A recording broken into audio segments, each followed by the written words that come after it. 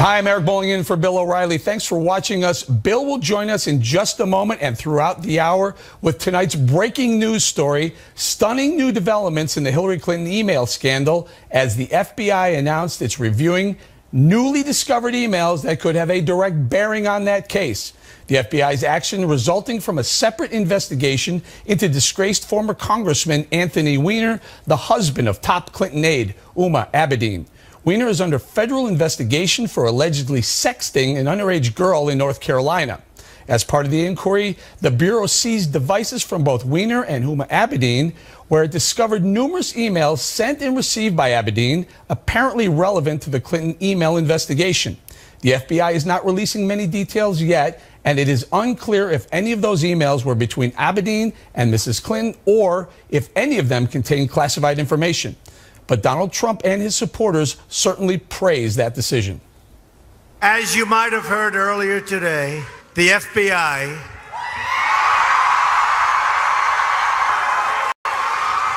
after discovering new emails is reopening their investigation into Hillary Clinton. I have great respect for the FBI for righting this wrong. The American people fully understand her corruption, and we hope all justice will finally be served. And just a short time ago in Iowa, Hillary Clinton addressed the news for the first time. The director himself has said he doesn't know whether the emails referenced in his letter are significant or not. I'm confident, whatever they are, will not change the conclusion reached in July. Therefore, it's imperative that the Bureau explain this issue in question, whatever it is, without any delay.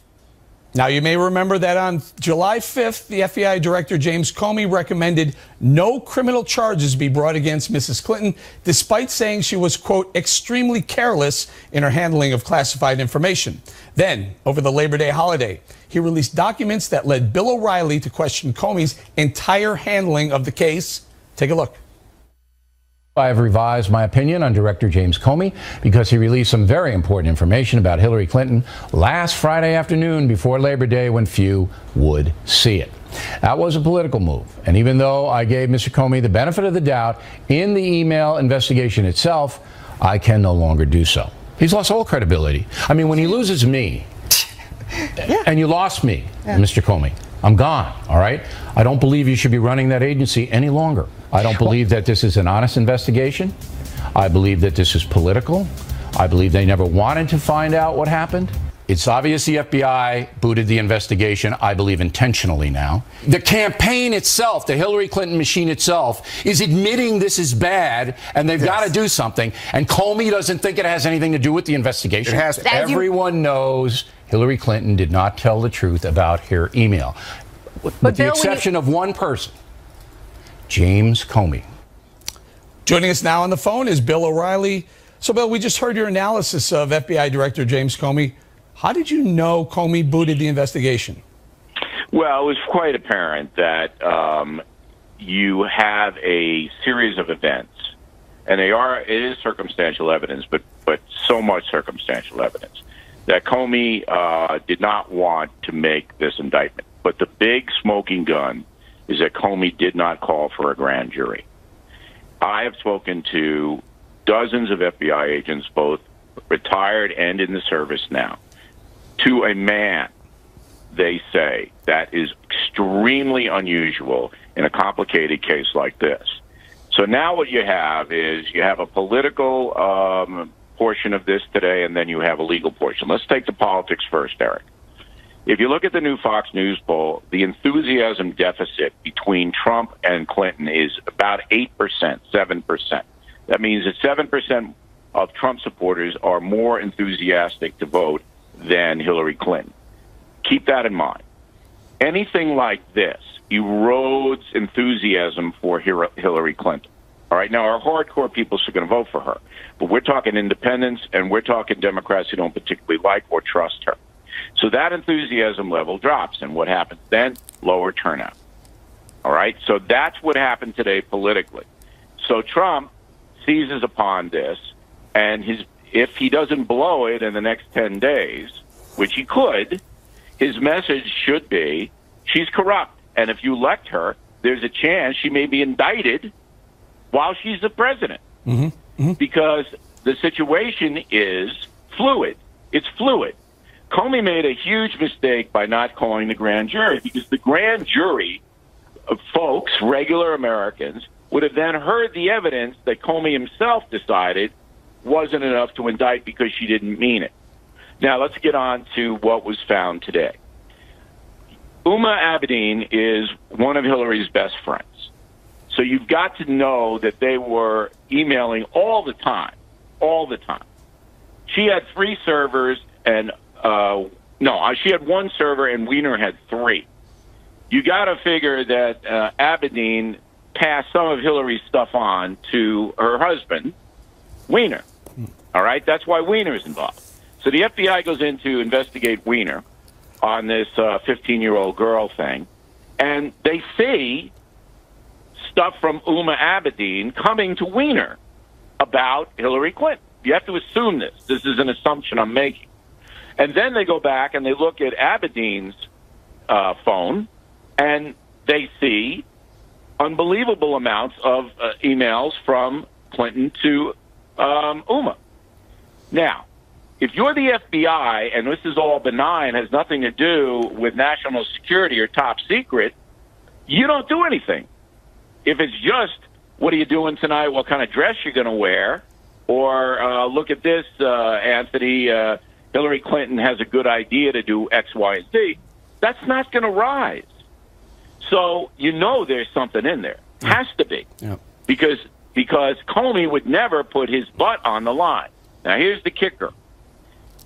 I talked to a very, very influential FBI guy the other day, and he said there's almost a mutiny within the FBI over James Comey's behavior in this investigation. He says that so many agents are angry that Comey knows he's lost all credibility within the agency, and that if he didn't put this out, that they were going to go public with it, and that Comey's career would have been done. He had to put it out. That's not saying that she's going to be charged. I'm not saying any of that.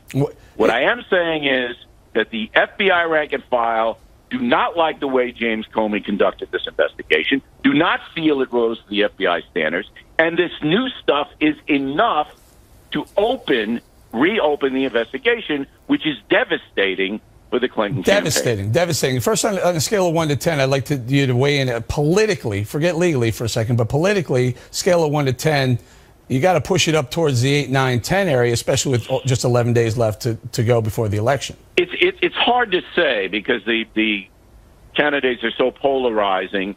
But I do, as I said in the beginning, I think it's going to suppress turnout for Hillary Clinton. People are just going, I've had enough. I don't want to vote for Trump, but I'm not going to go vote for her. And she needs a big turnout in states like Pennsylvania and New Hampshire. The other thing is that, politically speaking, Trump now can run with this for 10 days and raise the specter of absolute chaos if Hillary Clinton's elected and the FBI then finally does convene a grand jury, because it's reopened now. They can do that now, and the pressure is going to build on them. And the final thing is the far left is going crazy. They're going nuts. They're accusing Comey of all kinds of things. Comey was their best friend up until 3 hours ago. Now he's the devil. Yeah. And so you're seeing this unbelievably visceral reaction. I must say that Hillary Clinton was smart today in what she did. That was a smart play. Hey, get it out there, because she knows the FBI is not going to get it out there. This is a very interesting point you make, that she did go to the podium. She said, first of all, she said that the emails, they're factored in already. A lot of people on the right would disagree with that. But it's very interesting that both Hillary Clinton and Podesta today have said, get these emails out. We'll let the American public know. But so is Pence. That's a smart play. Because they know they're not going to get them out. But one of them's going to lose in that. Right. One of them is going to be a loser in that. If they bring it out now, someone's going to lose. Who loses? Well, they can't. If you're an FBI, if you're an investigative agency, you have to compare those emails to other things that she said, Hillary Clinton has said. You've got to do a whole bunch of things before you arrive at any conclusion. You can't just throw them out there. That's trial by media. But Hillary Clinton now, what can they do? they're going to have to say, look, we didn't do anything and we want this all out, hoping that they can go up to Election Day and people will buy that. And I'm not saying whether it's true or not. I'm not. I'm just saying that right now Trump has the advantage if the Trump campaign then zeroes in on corruption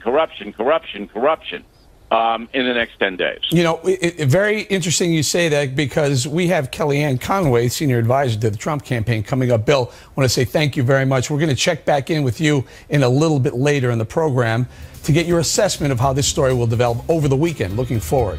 And we're also waiting Donald Trump at his rally in Cedar Rapids, Iowa. We'll take you there as soon as he begins. But next on the rundown, as I said, Trump campaign manager Kellyanne Conway joins us with reaction to today's extraordinary developments moments away.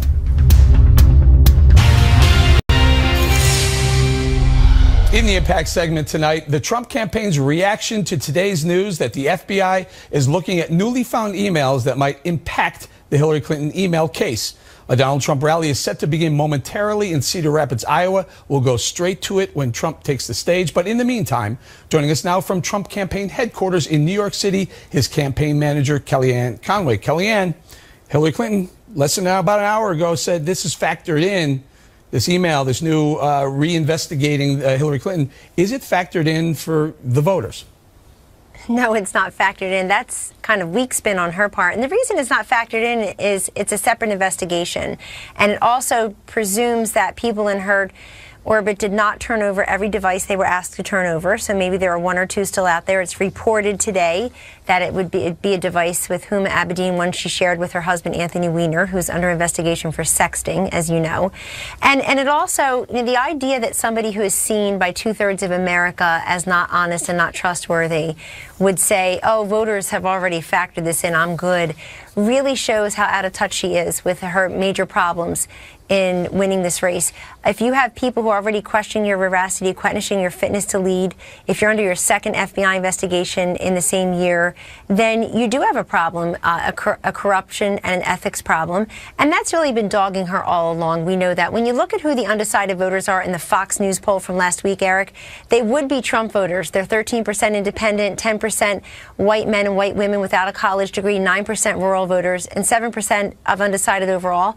They will come home to Donald Trump when they hear things like this, because they'll say, you know what, I'm already reluctant and hesitant to vote for Hillary Clinton, and this confirms my worst suspicions. Plus, Donald Trump's out there talking about defeating ISIS, creating jobs, renegotiating really bad trade deals, and repealing and replacing Obamacare. This is what I want to ask you. So you've had a couple of major gifts thrown into your lap this week. You have the White House acknowledging the fact that Obamacare premiums are skyrocketing, and then you have this. How does Donald Trump stay focused on message and not chase a rabbit down the rabbit hole? Well, he is. He's about to give his third of 3 speeches today where he talks about repealing and replacing Obamacare. He talks about specifically about the hike in premiums, somewhere like in Arizona, maybe even more than 100% increase hike. Other states like Pennsylvania, New Hampshire, North Carolina, they're coming out with what their hikes will be. And Obamacare is still the best example we have of how intrusive, invasive, expensive, and expansive the federal government becomes in our lives. And he's out there talking about that. He's out there talking about creating 25 million jobs over 10 years, unleashing energy independence, reducing taxes across the board, including for middle-class families, elder care, child care, tax credits. I mean, this guy has many different policy plans if people actually want to go and read them. And you've got Hillary Clinton playing defense with 11 days to go. A woman who reportedly did focus groups and polling 2 years before the election is not going to be able to figure out a plan B here, I promise you. And you're a pollster, too, by trade. Is this enough to change the momentum to tighten the polls or even flip them?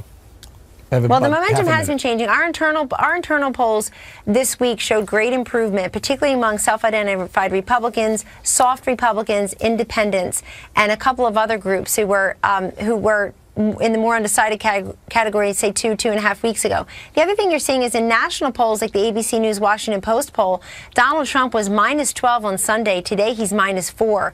I think that poll will continue to go in his direction. We like the momentum, the trend lines, and we like the fact, Eric, that despite everybody saying the race is over, she won, he still gets these historically large crowds, and he still is able to take his message to the voters. He wrote a $10 million check to himself today. The polls are tightening, and Hillary Clinton's on defense. It's a good day. Kellyanne, I got to leave it right there. Thank you very much. And joining Thank us you. now from Phoenix, Democratic Congressman Ruben Gallego, a Clinton campaign senator. Congressman, heavy lifting this week, especially today. This is a big bombshell story.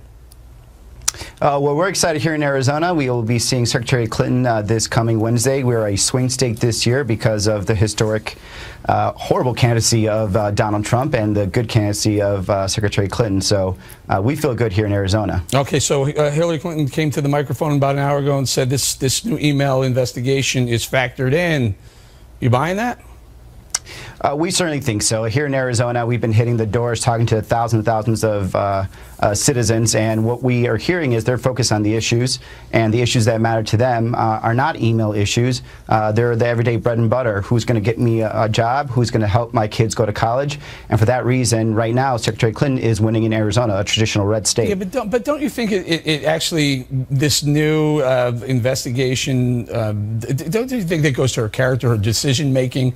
I mean, she's kept Uma Abedin very close, knowing for the better part of the last 3 years, Anthony Weiner, Carlos Danger, has been, playing around with emails, getting in trouble. I think it's just unfair for this to be characterized as it is right now. This email was not on her server. The director has been a little vague about that, and he should come out and actually clarify this even more. But this whole issue has been exploited by the Republican Party as well as the Trump campaign. What are you suggesting with FBI Director Comey? What do you think his motives are? Oh, I don't think he has any nefarious motives, but I do think that it is incumbent upon him, since people are very confused, to come out and explain exactly what he means. The letter was too vague, and that's why it's been exploited by the Trump campaign and by a couple of the Republican members of Congress that got this. He put this to sleep. He recommended no indictment, no further investigation by the DOJ months ago, and now for him to go to take the very, very massive step of saying, let's start re-examining some of these. We found new information. There's got to be some there, doesn't there? Well, it's incumbent upon him not to just stay silent and actually explain himself. And this is why the Hillary campaign has been very clear that they want him to explain more and fully release all the information as fast as possible. But he said new evidence. They have nothing to hide. He said specifically new evidence pertaining to Hillary Clinton's email. We already knew they had an investigation into Anthony Weiner and his sexting with an alleged underage woman. It's incumbent upon him to actually explain more fully what's going on. Are you sure you want that? And the Secretary Clinton has been very clear. He may be doing you a favor by waiting until there's only 11 days left. Secretary Clinton has been very clear that she has nothing to lose here. She has nothing to hide.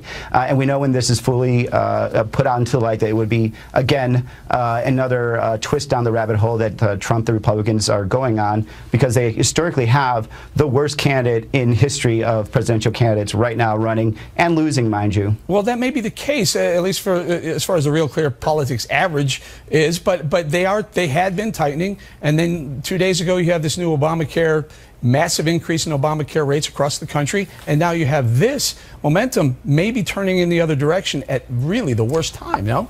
No, I sincerely doubt that. When Donald Trump has to come to Arizona with about 9 days left to the election, a state that has voted traditionally Republican for the last 20 years, he's in trouble. His pathway to victory is slim to non-existent, and we know that as the Democratic Party and with Secretary Clinton that we're surging. So, he's going to latch on to this last bit of just lies and slander, but it's not going to do him any good. He is the worst candidate, and he's a very dangerous candidate. Well, you were dodging the questions very nicely. This is no spin zone. Thank you again for having me. Congressman, thank you very much. Up next, if today's email investigation news wasn't bad enough for Hillary Clinton, new problems around the Clinton Foundation may be creating the perfect storm of trouble for her campaign.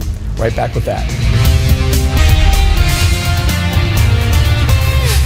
In the Factor follow-up segment tonight, on top of the FBI returning to an inquiry of the Hillary Clinton email scandal, Mrs. Clinton is also being haunted by troubling questions about how the Clinton Foundation is being run.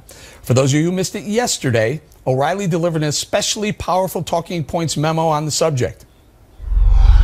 Hackers have released new information taken from emails stolen from John Podesta, Hillary Clinton's campaign chairman, that show the Clinton Foundation is run more like a business than a charity.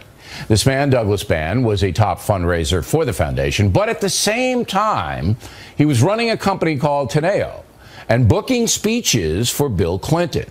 So Mr. Bann was a very busy guy. Not only did he bring in millions of dollars to the foundation, he set up millions of dollars in speaking fees for Bill Clinton and a hefty income for himself, consulting with some folks who donated money to the foundation.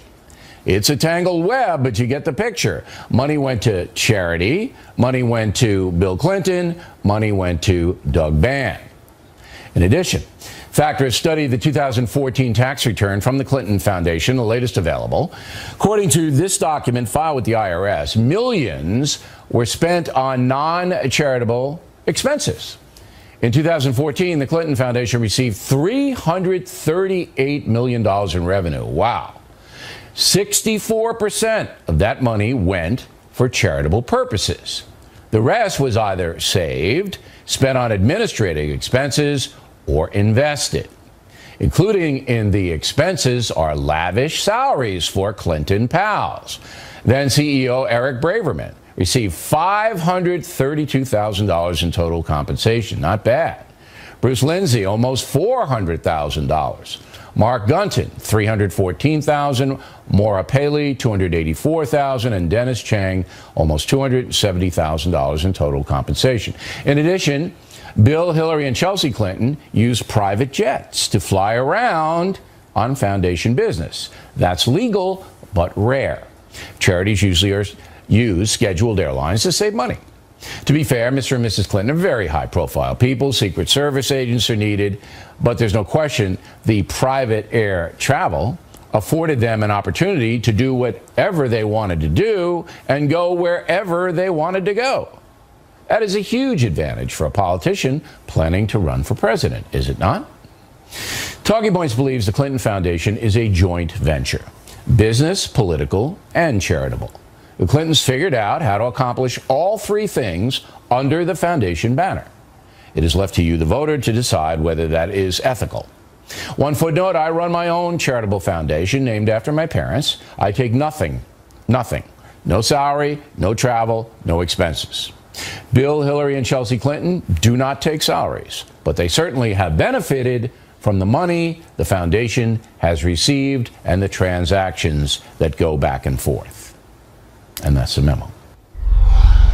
Wow. Now, in addition to the new chapter in the email investigation and the questions about how the Clinton Foundation is operating, the conservative advocacy group Judicial Watch is filing a lawsuit asking the FBI to release records about a meeting between Bill Clinton and Attorney General Loretta Lynch on an airport tarmac over the summer. Joining us now from Washington to weigh in on this cauldron of controversies, Tom Fitton, the president of that group, Judicial Watch. Tom, so the big question, you want to know what took place between Bill Clinton and AG Loretta Lynch in Arizona on the tarmac, on the airplane. How are you going to get that information? Well, assuming it wasn't recorded, presumably they went into crisis mode once it became exposed and discussed what went on and how they were going to handle it. And I think that would be illuminating and educational for the American people to know about that meeting that the Attorney General admitted cast a cloud over the criminal investigation of Hillary Clinton, a cloud that I don't think has been lifted, and it certainly isn't helped when they're in cover-up mode over it, and we had to go to federal court to get this basic information. They completely ignored our request. And I think at one point Bill Clinton said they talked about golf. Well, you know, I think it would be interesting to see what government documents have that record what was talked about. Did Attorney General Lynch report what was talked about to her colleagues so they could handle the press and media and congressional inquiries? That's what we want to know. Why are they withholding it from us? There's not a lot of documents, I can imagine. It's a cover-up, and that's why we're in federal court. We're going to ask a federal court to require them to turn this over. All right, let's talk a little bit about Bill O'Reilly was talking about, Doug Bann, the Clinton Foundation, and there was a group called Teneo. It was basically a PR/lobbyist group, but acted as a broker between Bill Clinton and some high-profile, some big-time CEOs and some big corporations. I'm thinking Dow Chemical. $19 million went into the coffers and ended up in Clinton's ledger. And also this group, the Laureate University, a college that paid him somewhere around $17 million to be an honorary chancellor. Your thoughts? Well, we asked for the document on what Bill Clinton was getting for all that money from that university, that private university. The State Department blacked out what Clinton was getting paid to do. I think I would expand Bill's definition of the racket that was going on to include the State Department, because the foundation donors, folks working with this Doug Bann and Bill Clinton, were getting favors from the State Department. So that was part of the system of taking care of these people who are not only going. Wait, let's talk about that. The head of Dow Chemical, for instance, was involved in shepherding Clinton over to North Korea on behalf of the United States government to help someone get out of North Korea, supposedly. You've got other companies who were giving money to the foundation, including a corrupt Nigerian billionaire, trying to get special favors from the State Department and getting special consideration via Bann and Yuma Abedin. And by the way, Clinton getting this money, Bill, either speaking fees or business deals as a result of the foundation, raises some ethical questions and legal questions about how the foundation was being misused for his personal benefit. Pay to play. But Hillary was benefiting indirectly as well. They're married. The money's going to her coffers as well. Pay to play. I mean, is this the technical definition of an illegal pay to play scheme? Well, you know, there's the pay to play with the State Department, but when you start using a foundation's donors and a charity as a way to line your own pockets and to use that to promote and gain benefits for you personally and to your business, that's not allowed under the rules. Okay, and that's an important distinction. A lot of people would say, hey, you know, he was selling his brand, he was selling his speeches and whatnot. But when you bring the State Department and when you bring the taxpayer-funded State Department in, it changes the rules a little bit. Tom Fitton, I'm going to have to leave it right there. Thank you very much. Thank you. A quick footnote, there's a new Contributing Factor podcast up on BillO'Reilly.com and iTunes featuring an interview with James O'Keefe about how he made his undercover videos that showed Democratic Party operatives discussing how to promote violence at Trump rallies and voter fraud. You want to check that out. Also, Donald Trump expected to take the stage in Cedar Rapids, Iowa momentarily. We'll take you there live when it happens. But coming up, how big an impact will today's news on the Clinton email investigation have with voters? We'll take a hard look at that right after this. In the Unresolved Problem segment tonight, the political fallout from the Clinton email investigation. How much sway will this have on voters with just 11 days until the election? Joining us now with reaction from my hometown, Chicago, Tom Bevan, executive editor of Real Clear Politics, and with us in New York in studio, Jessica Tarlov, a Democratic pollster and strategist. Tom, hometown Chicago. The momentum started to change in your average. It got as high as 6 or 6.5 or so a few days ago, and it tightened to 5. Will this help it tighten even further, and how much further?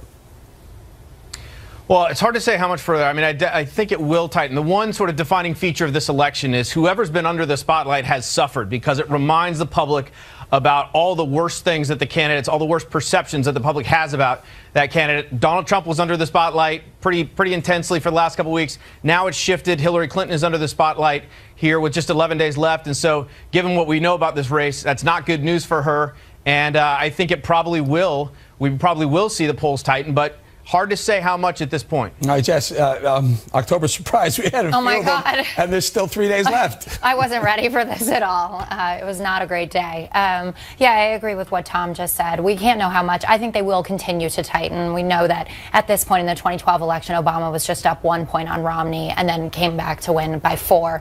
I always thought it was going to be close, kind of that she was going to win by 2 to 4 points, and it looks like that's still possible. But there's no doubt that this wasn't good, and also something they were completely unprepared for. And I think you're really seeing that. I think John Podesta put out a good statement. I think Hillary did the best that she could, saying, you know, I want to know what this is about. You know, James Comey, if you're going to say it, tell us what it is. But Donald Trump, he's been on message for the past few days, and keep hammering this and Obamacare and the economy, and you got yourself a ball game. Tom, talk to us a little bit about these undecideds. I mean, clearly she hasn't hit a 50% mark on any poll, maybe one poll or so. She keeps polling around 45%. He's around 40 or so. That tells you there's a lot of people who are still undecided. Maybe this is the kind of information they need to make a decision. Sure. I mean, there are some undecideds, and this will certainly affect their decision. Independents, another group that had been with Trump, had swung back to Hillary. But also Hillary voters, the folks that are kind of iffy on her, that had moved in her direction recently over the last couple of weeks, the folks who aren't thrilled with her, millennial voters, for example, but who are sort of fleeing Trump. this reminds them why they don't like Hillary. And so if it softens up her Democratic support, that's going to be a problem for her, especially in some of these swing states. Yeah, Jess, at the podium, she said that this email scandal is, quote, factored in. I have to push back on that. I think this is big news. Also, when asked, she was leaving the press conference, a reporter asked her about the scandal, and she kind of defiantly laughed it off, allegedly. This is what we're hearing. Yeah, and she didn't answer whether she talked to Huma. Is this the right way to be handling this? I really do think she needs to be ready to talk about it. I don't think that there should be little snippets, and I think we do need more information. But I do agree with what Tom just said about the independents and also with millennial voters who were interested in Gary Johnson because they wanted a third option and they had moved towards her. It is possible that they could move back. But I want to say also about the polls tightening. What happened there is there were Republicans and Republican-leaning independents who became disenchanted with Trump when all the sex assault talk happened. So they moved away from him, and now they're moving back. So this is the race kind of going back to where it was before that tape dropped. Tom, I got to go. Just very quickly, have you seen a poll tighten 5 points on the average with 11 days left before? Well, we just saw this Washington Post poll that came out, the tracking poll. It was 12 points a few days ago. Now it's 4. So there's still, this race is still fluid. Okay. Leave it right there, Tom. Jessica, thank you very much. When we come right back, inside the Clinton campaign as they react to today's bombshell news. Stay with us. The O'Reilly Factor, the #1 cable news show for 16 years and counting. Thanks for staying with us. I'm Eric Bowling in for Bill O'Reilly. And in the Campaign 2016 segment tonight, how the Clinton campaign is responding to today's FBI bombshell, an October surprise few saw coming.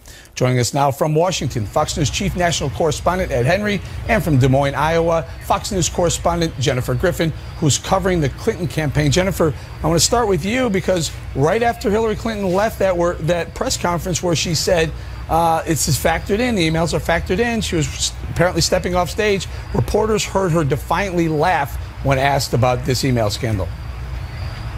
Well, it's really interesting, Eric. At first, we weren't sure whether she was going to address the scandal at all. She had been at 2 campaign stops. She didn't address it in her prepared remarks. Then she held an impromptu press conference, took about 3 questions from the traveling press. And as she was leaving, the NBC reporter shouted a question to her and said, "Do you think this will sink your election?" And she threw her head back and she laughed defiantly. She did not answer the reporter, but earlier in the press conference, what she said is that the FBI had not contacted her. She did not know what they were referring to. They don't know. She would not confirm whether it was, in fact, as we've been reporting all day, based on a law enforcement source, that it was 4 devices that were taken by the FBI as part of that investigation into Anthony Weiner's alleged sexting with an underage girl. One of those devices, I was told, belonged to Huma Abedin. There are some reports that one of the devices was also a shared computer used by Anthony Weiner and now his estranged wife, Huma. Huma was traveling with Secretary Clinton today, but we did not see her in the rally behind me here at the gymnasium. Again, she took just a few questions, and she was defiant in her tone. She called on the director of the FBI to release what he knows because she felt with 11 days left, the voters need to know what he has. Yeah, and Ed, the political fallout is what? I mean, it feels big. I mean, all the networks are covering this wall to wall because this is a big story. Yeah, I mean, it's hard to tell, but one clue I think that they're nervous in the Clinton camp is everything Jennifer just reported. She actually took questions. She hates dealing with the press. She hates taking questions. Yes, she's done it a little bit more lately, but she's winning right now in most polls. It's not done, but she's winning. So she could have tried to run out the string for the next 11 days. But they know, as you say, Eric, this is a big deal. So they're trying to, sort of blunt the damage from James Comey by getting her out there and pushing back. But some of what she said in the news conference, we should pick apart. It rings hollow. She challenged the FBI to put it all out there. We want the facts. We want more information.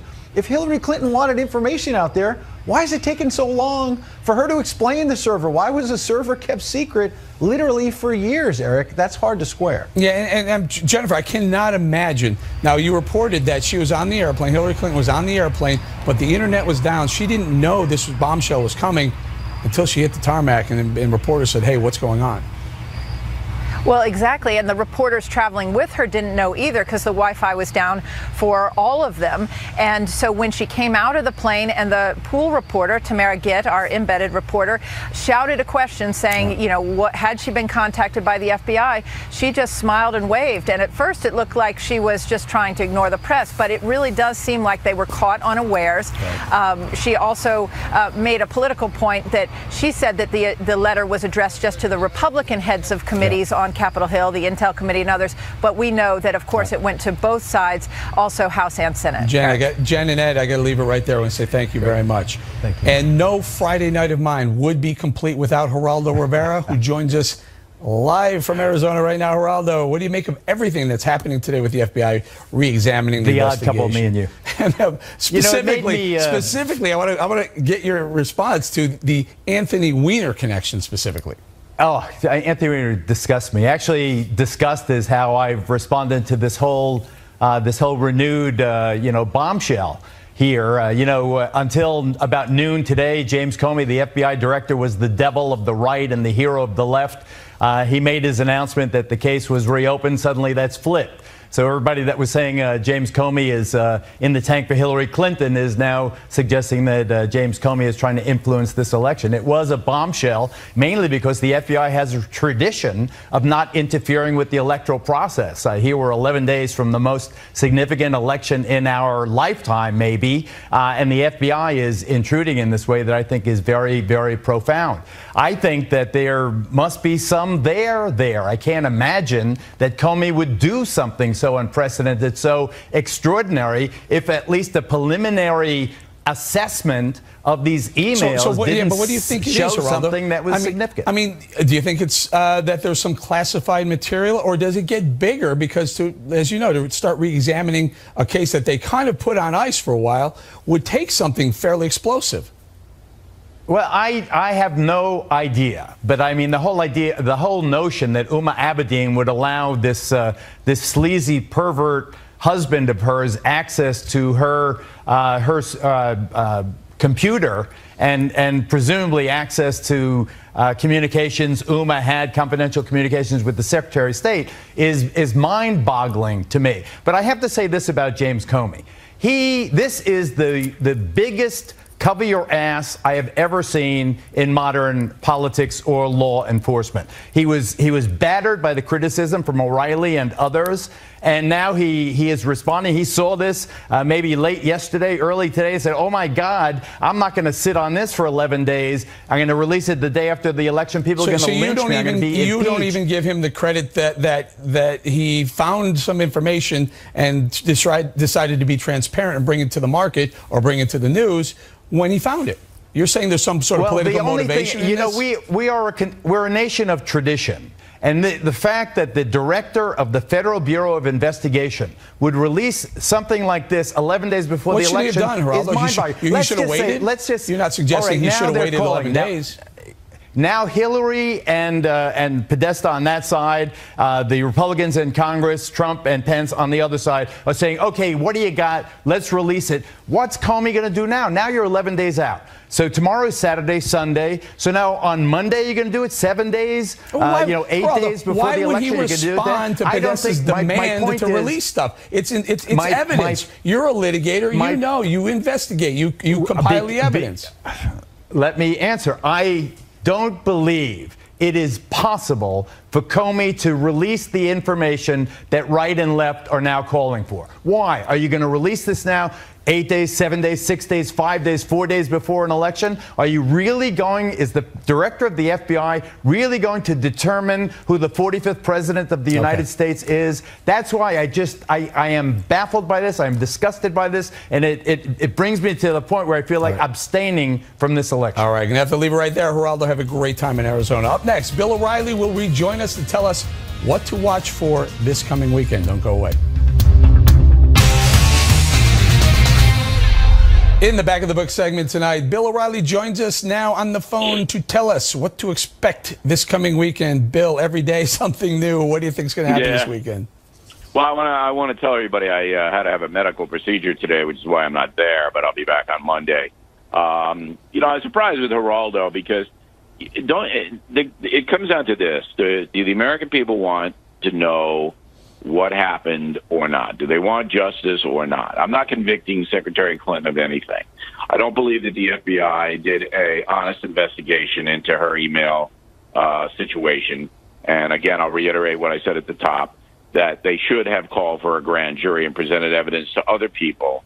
That's the way our system works, not just have James Comey make this unilateral situation. And then with the appearances of impropriety that we know about Loretta Lynch and Bill Clinton, now we know that Justice Department officials were having dinner with John Podesta. I mean, there's all kinds of stuff that never should have happened, yet guys like Geraldo are saying, well, this is terrible, 11 days out. Hey, I want to know the truth, you know?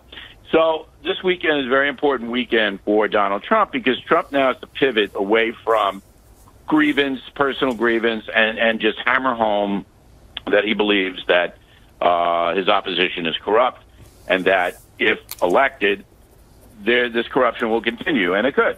Right, I mean, if the FBI uncovers more things and she's elected, then it's Tim Kaine, eventually. Yeah. So there's a lot for the American voter to consider here. But I caution everybody by convicting in the media, don't do that.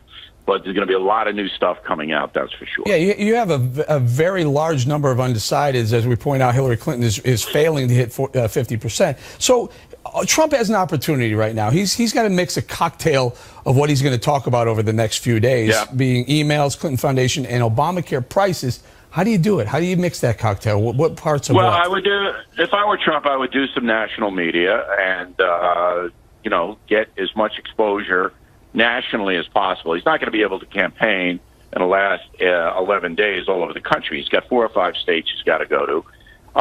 But he can make his case in the media. I mean, he's always happy to have him. And then he's got to brush off the questions about his personal resume. He's got to say, listen, there's something more important here. And it's not so much the undecideds, it's the independents. That's what you saw in all the polling this week. The independents started to shift over to Trump for one reason or another. And now with this tremendous FBI exposition tonight, you're going to have people going, hey, maybe I don't want to do this. Maybe this is too risky for the country. It's all speculation, but there's a lot of stuff going to be happening in the next 3 or 4 days. And then you'll have the new polling starting to come out Monday and Tuesday, which we'll see if the FBI thing registers among the folks. Mm-hmm. Very quickly, you see this stepped up momentum, you see this step up enthusiasm in his rallies now. Yeah, but I'm not. Look, Trump's supporters are very rabid. It really doesn't mean much.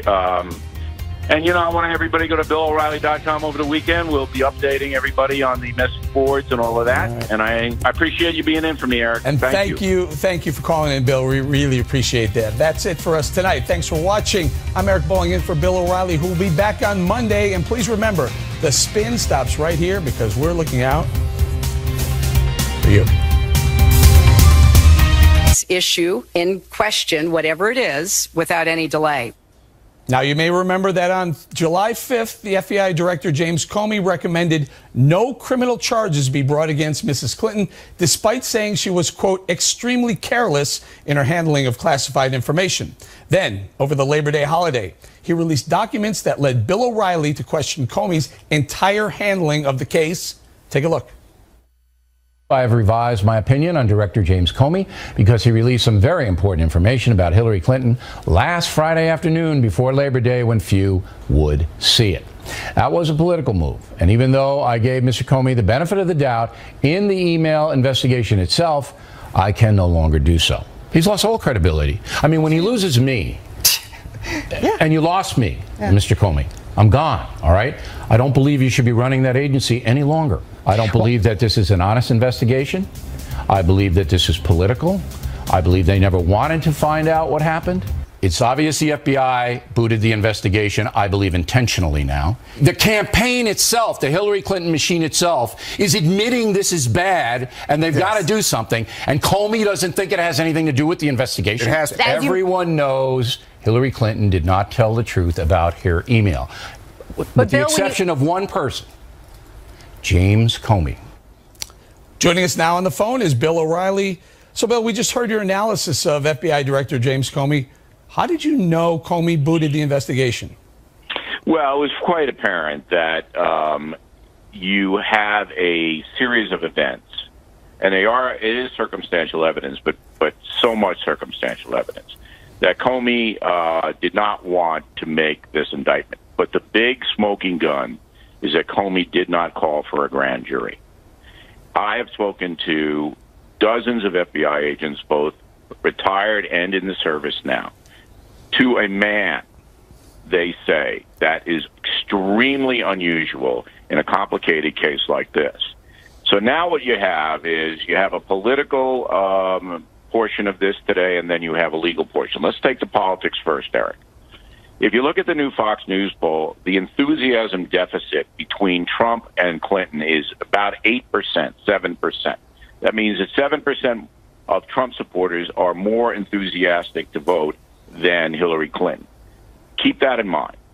Anything like this erodes enthusiasm for Hillary Clinton. All right, now our hardcore people are going to vote for her, but we're talking independents and we're talking Democrats who don't particularly like or trust her. So that enthusiasm level drops, and what happens then? Lower turnout. All right, so that's what happened today politically.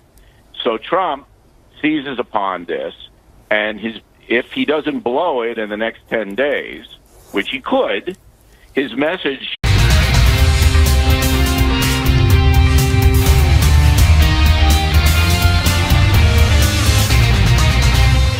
Hi, I'm Eric Bowling in for Bill O'Reilly. Thanks for watching us. Bill will join us in just a moment and throughout the hour with tonight's breaking news story, stunning new developments in the Hillary Clinton email scandal as the FBI announced it's reviewing newly discovered emails that could have a direct bearing on that case. The FBI's action resulting from a separate investigation into disgraced former Congressman Anthony Weiner, the husband of top Clinton aide Huma Abedin. Weiner is under federal investigation for allegedly sexting an underage girl in North Carolina. As part of the inquiry, the Bureau seized devices from both Weiner and Huma Abedin, where it discovered numerous emails sent and received by Abedin, apparently relevant to the Clinton email investigation. The FBI is not releasing many details yet, and it is unclear if any of those emails were between Abedin and Mrs. Clinton, or if any of them contained classified information.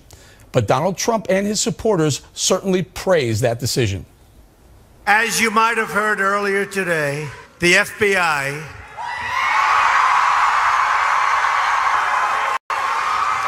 after discovering new emails is reopening their investigation into Hillary Clinton. I have great respect for the FBI for righting this wrong. The American people fully understand her corruption, and we hope all justice will finally be served. And just a short time ago in Iowa, Hillary Clinton addressed the news for the first time. The director himself has said he doesn't know whether the emails referenced in his letter are significant or not. I'm confident, whatever they are, will not change the conclusion reached in July. Therefore, it's imperative that the Bureau explain this